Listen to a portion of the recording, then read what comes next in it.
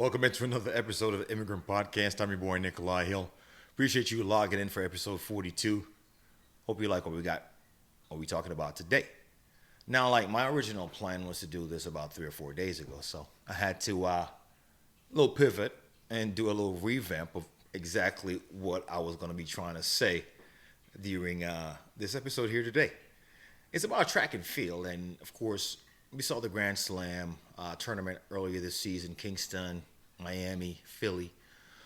The tournament itself was good, and I'm calling it a tournament because there was prize money at the end and winners who've been acclaimed, and and it was, of course, it was a good three events. It was meant to be four events with the closure in Los Angeles, but at the time we thought maybe small financial details were the problem why they didn't do the last event. Now we're learning that the program itself, Grand Slam of track, of course, with the head and at least the face of it, which is Michael Johnson, have gone through some problems financially, making the endowments, the payments to the athletes who performed, not just the winners, but everybody overall.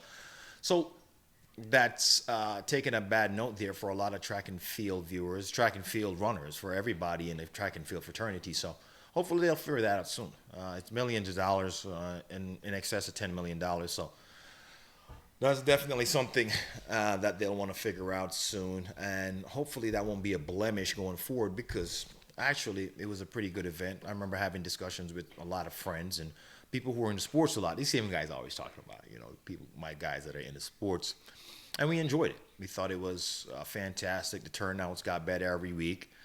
Could have been better planned, but we were expecting it to be better next year. So we're hoping we'll get a second edition and hoping the athletes will be compensated for all their hard work.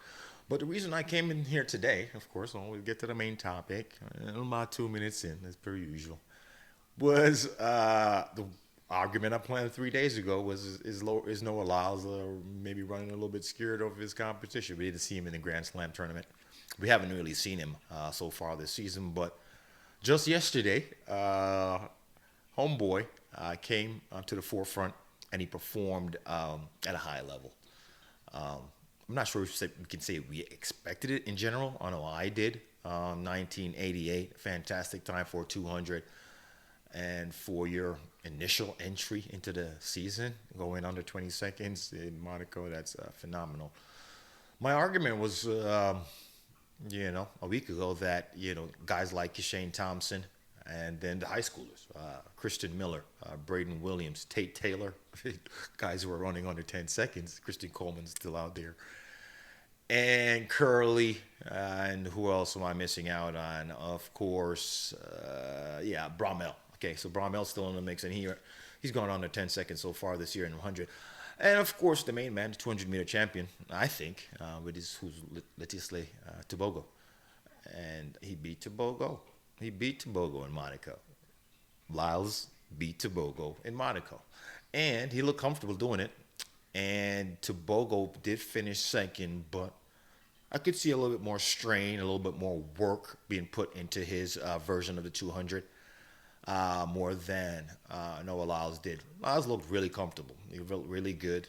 And obviously, the people like myself who questioned his decision not to run in the Grand Slam of track, obviously now we're going to be, biting our tongues.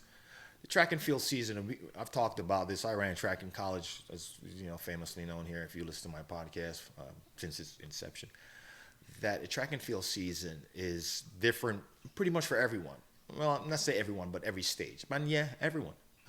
If you run 100 or 200 and 400, it's not necessarily the same training. You're not necessarily going to the same tempos. You're not necessarily, working with the same guys in and out. If you want to, increase your stamina and fitness and speed, your training partners and the times of year or day you train could have a significant impact in your performances down the road. So only a lot of the inside track and field guys would know that. And we also know that it doesn't matter how fast you go in high school in April or June or May or June. It doesn't mean that you're gonna accomplish those same times in trials, the World Championship trials like the U.S. will have this year. So I think those three guys, Miller, Williams, and Taylor, will be in the mix because they're national champions.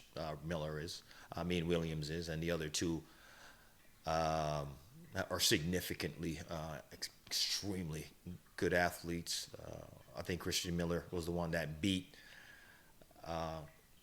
Kristen Coleman earlier this year. So these guys are good, but performing later on in the season in August when they're looking to perform in the World Championships and the World Championship trials here in the United States, it's a higher level of competition. Wear and tear over the time. Some of these high school guys have started their training in January with the lifting and the endurance work. So it's a little bit different. So overall, we do expect the cream to rise to the top during this part of the year. The July, the August, and the September is when they're the big championships. This time of the year, they're in Europe.